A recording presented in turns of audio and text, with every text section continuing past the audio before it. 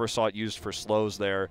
I thought it was really cool how Tempest drafted against us. They're going to take us to Infernal Shrines for game number 2.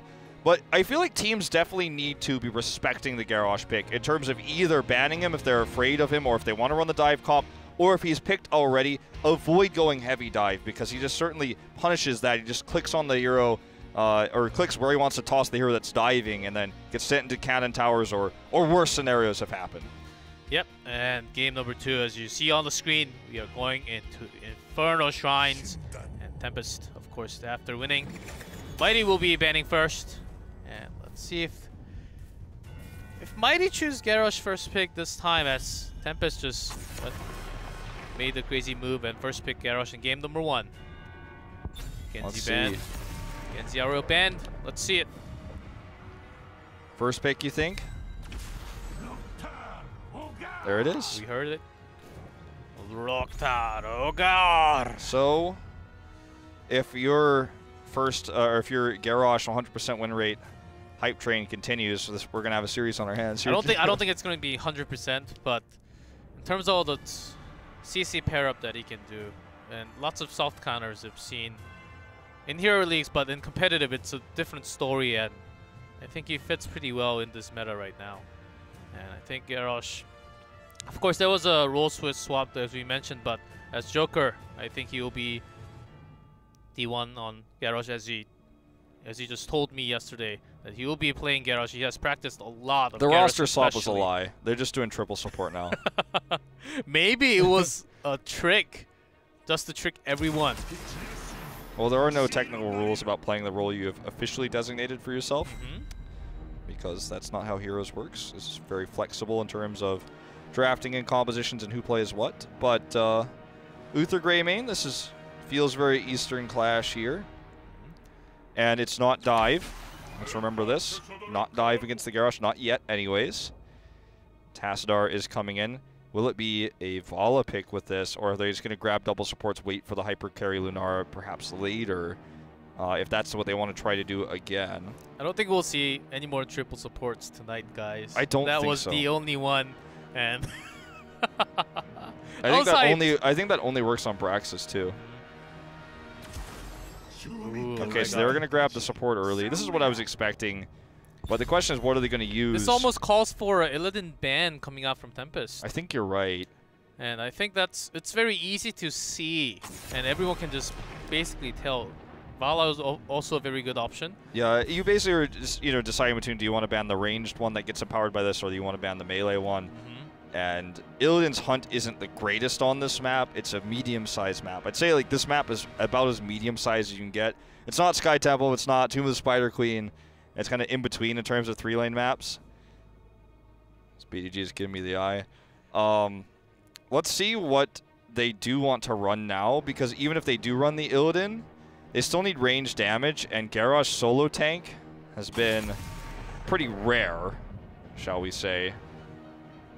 Of course, banning Diablo. Signs Diablo, especially in part number 1, has been the game changer oftentimes. So banning a Diablo, we saw lots of Diablo bans coming out when lots of other Korean teams were versing Tempest also. Yes, that's correct. Very solid ban coming out from Mighty, targeting Signs, one of his best hero there.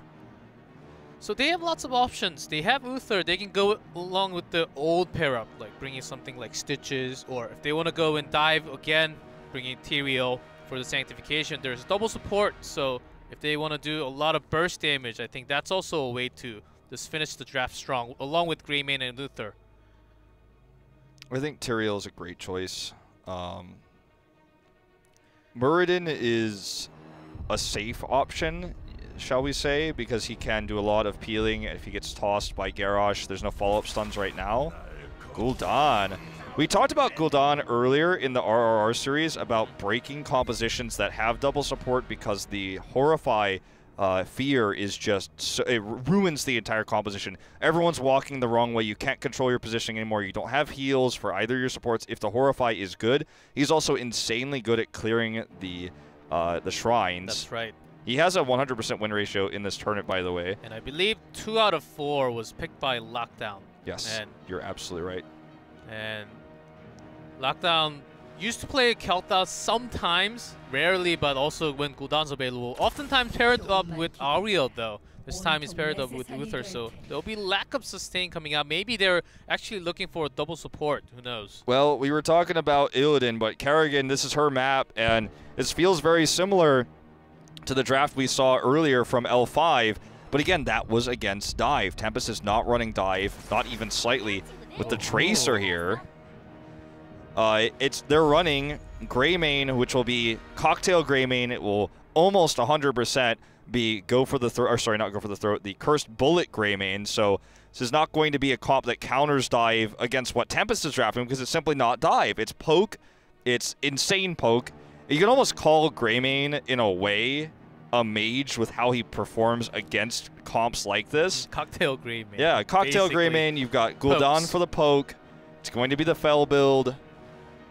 I like the draft of Tempest a lot more. Tracer has a lot of support here, but she's the only quote-unquote ranged DPS. There are lots of non-target skill damage and non-target skills coming out from Tempest. So I think with the right blinks coming out, I think this time, again, continuing from the Eastern Clash, Sign was often playing on Tracer. He has not been too perfect in Korea, but in Eastern Clash, it worked out somewhat well.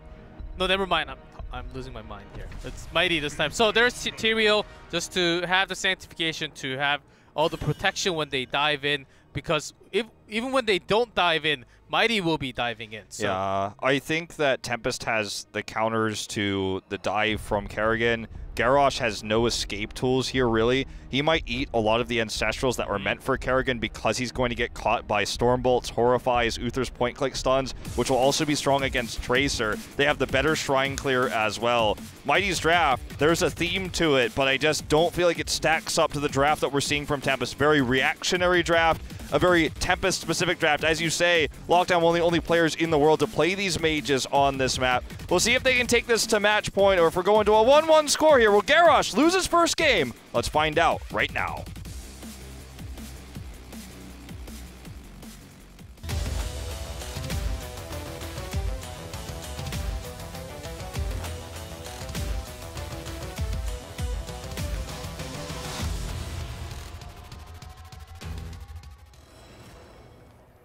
In blue, Mighty, Joker on Garrosh, BDG on Tracer, Good on Kerrigan, Nasong on Tastar, and Magi on the Rhaegar. And in red, Tempest, Hide on Uther, Konkana on Greymane, Lockdown on Gul'dan, Sign on Morden, and H82 on Tyrael. So no surprises, the Fel build. Feels a long time since we've seen Echo Corruption. It used to be the meta, no longer. It's one of my favorites because it blows up super hyper carry late game, but Fel is the safer way, especially against the comp that we're seeing from Mighty. Wolf Run will be the choice, actually, and not the Lightning Bond. With Kerrigan and Trace, we thought Lightning Bond would almost be a given with this.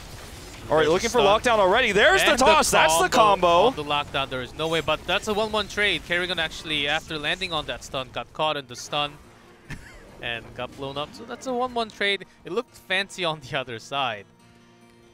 It's so funny. It's still in 2017. We just have people walk down mid and fight each other. It can be so good if it works, but if it doesn't work, it's so bad. It's like, why don't you guys just like wait in lane? It's like fun. It's also to test some skills. I talked to some Korean players about that and why they do it. It's to test their conditions and also some skill shots they want to have. They often have some theme. They want to do some skill combos, and if they get a pick, I mean, in this case, yeah, in this case for Mighty, I'm like 100% you should go there. You have the stronger level 1 composition. You have the way to get the pick. You have the combo that we just saw executed. But for Tempest, I'm like, don't you know they're going to do this? It's shocking to me that they walk in and die. Hey, they got 1-1 trade, so I'd say it's a fair trade. It was a fair trade in the end. They made it worth it, I guess. So, good wave clear here with Rhaegar. Remember, in terms of wave clear, Rhaegar way better than Uther for supports, and they can get camp clears very quickly as a result, and he can even solo the Fallen Shaman camps. But for Shrine clearing, that's obviously going to be advantage Tempest, unless Mighty can get a pick, and then Kerrigan solo Shrines, which is one thing that she has that Tempest does not have in comp. They're going to be forced to contest the Shrine immediately with their comp that has the poke control. Yeah, after landing on that stun, they need the pair up coming up from... Ooh. Good Q coming out from Joker there, as he also needs to finish his quest.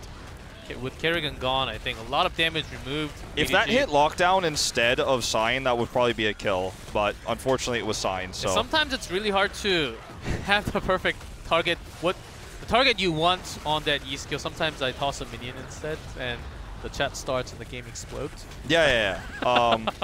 You don't actually get to choose. So if you guys have never played Garrosh, it just basically puts an icon. Yeah, puts an icon over their head, and you know which one's going to be thrown. But in the heat of the moment like that, sometimes the closest one is not the one you want. Anyway, this is no shocker that without a pick, Tempest is able to eventually, because they were immediately in position to contest Shrine, win because they have so much Shrine clear. They have Cocktails, they have Gul'dan. Even Uther is like pretty good in this situation. And already they sent Tyrael mid to get some extra stoke. This is going to be another pick, it looks like, onto Joker here. Sign gets tossed. He may fall. Looks like they're both going to survive here. But it's a better trade, obviously, for Tempest, who has the Immortal wailing on this fort. The good thing is they also have Tastar in the mid lane, and they're not really losing too much EXP. Of course, the top lane, the wave is getting super big, and Tastar has to go clean that up also.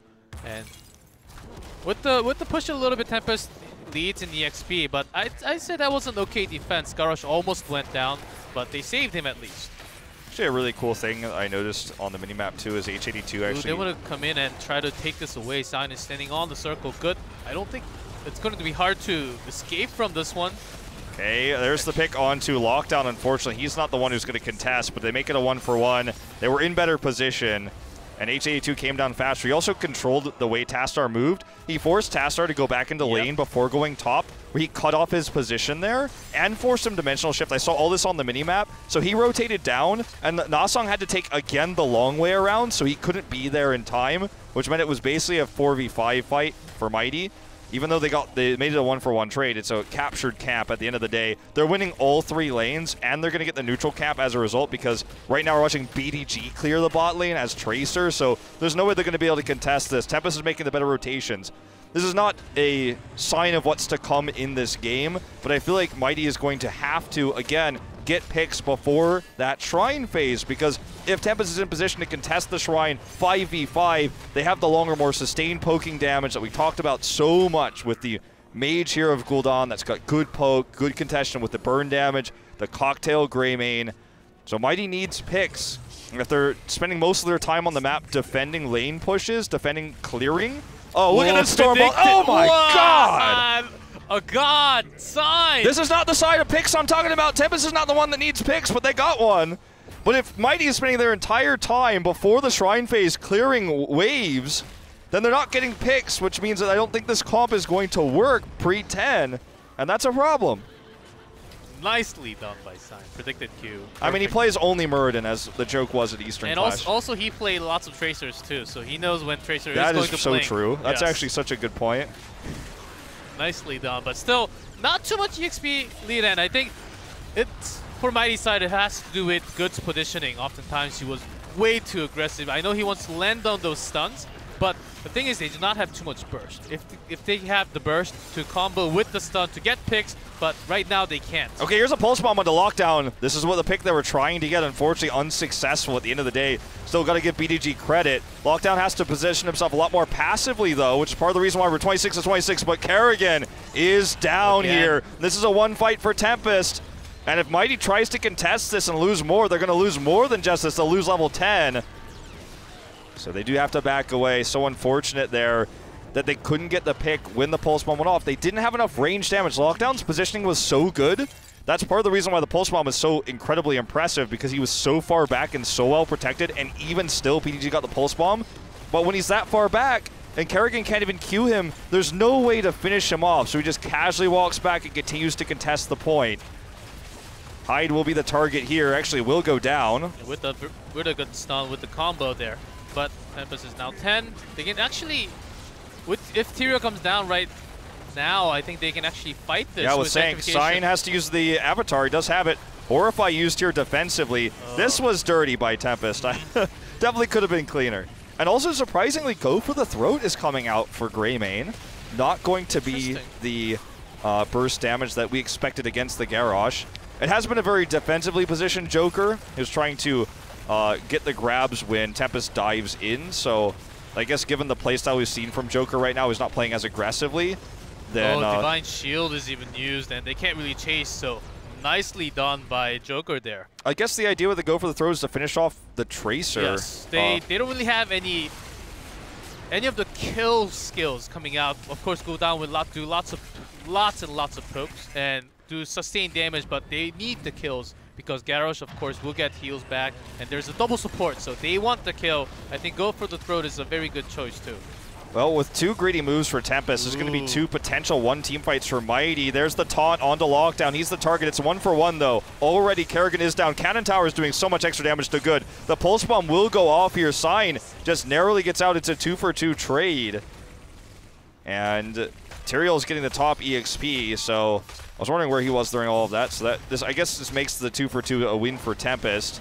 In fact, they're looking for a 3rd kill onto BDG. Just barely gets out. Barely, as close as you could. Yeah, is the word. Yes, and Regard died, and Regard couldn't even use the Ancestral. So if he used the Ancestral, it could have been a lot better trade for Mighty because HGC has been pushing this lane the entire time. Yeah, but it gives them the experience lead now. Tempest is going to get this free soak in mid. That was pushed towards them. They freeze the lane, so heading towards a level 13 with advantage. This is the opportunity to get a pick, I think, with a rotation that is sorely missed. Okay, Good needs to try to get the pick on the Lockdown here. They're unwilling to do so. They back away and try to chase H82 instead. I thought that was their best opportunity to get a really good pick. Look at this Horrify. Joker does get Ancestral. That is so huge. Sanctification used a little bit disjointed, but they're going to try to get Good. He's off to the side here. Already used his leap. Didn't get the reset. We'll have another one onto a minion in just a minute, but too late. Mini wave too far away. And that is going to be the first kill here. So again, this is already basically a 1 shrine for Tempest as they're in position.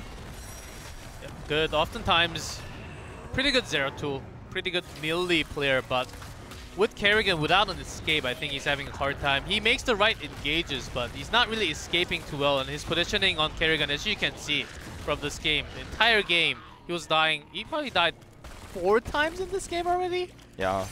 I mean, in that last fight, Mighty couldn't decide what they wanted to do. I think Good's idea was to try to get the pick onto Lockdown or anybody at the front, or sorry, at the back when they were rotating up. But the rest of the team was trying to get the pick onto H82 or Sign, which failed. Like again, they toss Sign. Almost has a pulse pump, but he doesn't care. He's like, oh, I'm Muradin though, so thank you for your cooldown. And meanwhile, they were just picking up numbers, and they will get the top shrine for sure. Yeah. And they're just waiting. Maybe they'll just clear the wave, and they'll just get it. And when the rest of the members were trying to pick off the tanks that were up at the top to try to sandwich, that was Tempest's plan, then that meant Kerrigan was there alone. She kind of got cut off on the retreat, so she died. And ooh, nicely done, but they started the camp right before the Punisher came out, and they actually got the camp. They're trying to do as much as possible right now. Yeah, I mean, this is going to be a small consolation prize. Let's not forget this is the Arcane Punisher that they're ignoring, though. They just don't have a lot of poke. They have Tassadar Storm, and that's about it. So can they just 5-man come home and defend this without getting anything else on the map? No, because if they do, then this Punisher might just get the keep straight up and they get nothing for it. So they are going to try to use these caps to put the counter pressure on the other side of the map. But again, they have no poke, and Tempest is doing so much with this. Joker pulled one in, but BDG getting stunned by and had to reuse the recall, so there was no focusing at all. Pulse Bomb is available, but Tyrael was not the perfect choice, so no focusing done. And meanwhile, they're pushing so far. They have lots of pokes. Okay. There's a Horrified. Only catches Regard, though. Pulse Bomb here totally denied by the Sanctification. They want to take this fight now. Sign is up. Great Ancestral there. Good's going to pop the Maelstrom. He gets the pick here now onto H82. Sign's going to go in for the Stormbolt. Another great Stormbolt here. He actually has a Divine Shield, but a disjointed fight. He's running away when he gets it, so doesn't get the pick. A 1 fight here for Mighty. They keep the keep alive, and because they took the gamble, knowing they didn't have range damage, they took both camps. They not only get the first pick here, they might get a second one, but the key is they get a fort and they get the bot lane cannon tower, so a lot of extra experience. They will get a lot more than that. They're looking for more kills, even onto Honkano doing some melee damage. BDG missed the Pulse Bomb. That could have been another kill. Zoning Pulse Bomb, BTW. Haha. Looks like Magi will just barely survive here. But BDG look at this. Just hard carrying the team fights too. They get this keep, or sorry, this fort. and they're going to get the bottom fort wall. I mean, I think it's already gotten, so that's why the experience lead is no longer so massively in favor of Tempest. Had they just tried to defend and not gotten these camps once the Punisher was taken, because of the lack of siege, they would have lost as much damage on keep anyways and would have had nothing to show for it. So this decision, and also, like, as you said, very critical timing to start that before it was denied there, the bottom neutral camp, because when the Punisher starts walking, obviously that becomes unavailable. To hit that timing right before that was actually very important for Mighty. They're trying to claw their way back into this game, and keeping that keep alive while finding extra value across the map means they've nearly stabilized in this game, getting closer and closer to 16. If BDG was able to get that pulse bomb onto Gul'dan, and now, since Gul'dan's alive, they had so much control of the bot lane, but with that wave clear, and with Gul'dan just being alive the entire time, Mighty could not really make that into +2. They only made it into +1 instead. Now they're onto the chase. Oh, Holy Ground misses here, but Joker is still caught. Does get cleansed. There's a taunt coming in, but a lot He's more gonna have to CC be Ancestral. available. This is what we were talking about in the draft, though. Just not a lot of escapes for this hero. And Cleanse was used, Ancestral was used. This is a huge win for Tempest, who now will just march towards the Shrine. Nasong is trying to do what he can right now to do as much as possible to make sure that this is not just a dominant Shrine for Tempest, so they can maybe try to contest. Nobody died on the side of Mighty, but that long cooldown for Ancestral is going to be very painful for the frontline Kerrigan, who now wants to dive in and go for the hard engage. Here we go. And they're diving in from the side, and there's a good Sanctification. The Garrosh, no way of escaping that. No Ancestral either. And no Ancestral, of course. Good dives in, but he's going to dive regardless. Yeah, there's no Ancestral for him either. The fact that the Ancestral was used. BDG is trying to hard carry, but recalls and finds himself right next to Tyrael there. This could just be a wipe. Nasong gets caught here by the stun. I think that was a leap. bad decision to go and engage. Of course, after hitting 16, maybe they had some chance, but maybe just giving this one up because it was going to go towards the fort. They were not really losing any keeps or something. Yeah, let's zoom out here. Look at the camp that killed the mid fort. It's still alive. They could have just tried to have Tastar poke a little bit alone, use Dimensional Shift, take both the top camps, for example. As you said, there was a fort in the way of this Punisher, so it wasn't going to go directly to the keep. Anyways, they could have taken the same strategy as what they did last time when they were losing the Punisher, get the camps and try to defend. Even though they don't have siege, try to defend there. But they went in and fought without Ancestral, so both the targets that were coming in first, Garrosh and the Kerrigan, didn't have that extra protection, whereas Tempest had a Sanctification available. They didn't have poke to contest either, so they had to dive. They just went for the fight willy-nilly, despite not having that extra burst heal, and it cost them big. And that's the problem with Garrosh is when you're running this composition, when he gets caught like that, we talked about it from the draft, he's going to burn Ancestrals, and that's what cost them this fight that they decided to take. And now this is working on this keep. And this could just be game over if Mighty does not fight perfectly. Ancestral is available now. Could it be their saving grace? Sanctification up in 2. We will tell that their fighting decision is not so perfect. There's a stun, but the Divine Shield comes into Gul'dan. Oh, that fear. Horrify. And that will just pick up Tracer. Lack of damage right now from the Mighty side.